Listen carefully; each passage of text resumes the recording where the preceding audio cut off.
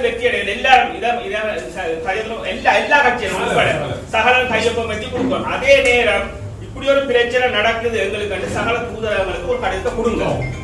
சகல கட்சி தலைவர் சைன் பண்ணி தமிழ் தரப்புல இருக்கிற அவ்வளவு கட்சி தலைவர்கள் சைன் பண்ணுங்க. சைன் பண்ணாதான் இந்த போராட்டமே வெற்றி அடையும். நாங்க தனிச்சு இயங்கி இவ்வளவு கடுத்து எம்பிக்கு பாரதுக்கு காரணம் அந்த மக்கள்கிட்ட வெறுப்பு தான்.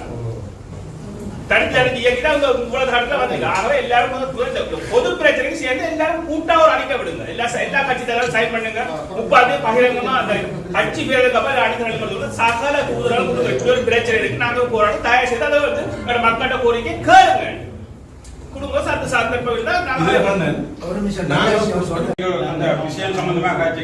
அந்த கூட்டம் நடந்தால் அதுக்கான கேட்கப்பட்ட கேள்விகளும் நீங்கள் சொன்னீங்க. அதுல இருந்து நான் புரிந்து கொண்டது இந்த திட்டத்தை நாங்கள் எதிர்க்கிறோம்.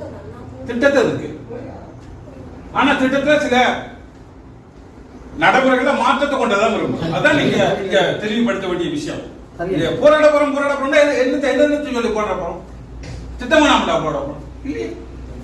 அப்ப எல்லாரும் போராட்டம் பத்தி கட்சிங்க என்னத்துக்காக போராட்டம் இல்ல. இந்த போராட்டம் திட்டத்தில் சில மாற்றங்களை கொண்டு வர வேண்டும் எதிர்பார்க்கணும். அதான் நான் பழக்கப்பட்டது இல்ல. இந்த திட்டத்துக்கு நாங்கள் எதிர்ப்பு, சிங்கள மக்களுக்கு தண்ணி கொடுக்கறதுல எங்களுக்கு எதிர்ப்பு இல்லை. ஏன் இந்த திட்டத்தை தான் எங்களுக்கு பாதகமா இருக்கு. திட்டத்தை மாற்றி வடிவமைங்க. திட்டத்துக்கு எதிர்ப்பு இல்ல, இந்த திட்டத்தை நடைமுறைப்படுத்துறதுல மாற்றத்தை கொண்டு வாங்க. இதுதான் எங்களோட கோரிக்கை. அந்த திட்டத்துல என்ன மாற்றத்தை கொண்டு வர போறோம்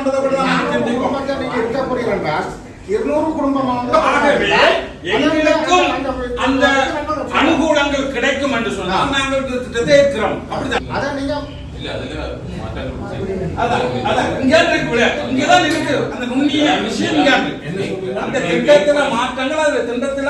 சிங்களவர்கள் கிடைக்கிற அனுகூலங்கள் தமிழர்களுக்கும் கிடைக்கும் என்று சொன்னா அந்த திட்டத்தை நாங்கள் ஏற்கிற மாதிரி தான் கேட்டு கொஞ்சம் வித்தியாசமா இந்த நாட்டின் மக்களுக்கு நாம பொதுவானவர்கள் சொல்றீங்க.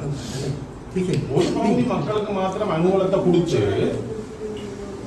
இன்னொரு பகுதி மக்களுக்கு தான பாதிப்பை கொடுக்குறீங்கன்னு சொன்னா அந்த திட்டம் உங்களுக்கு வேண்டாம்.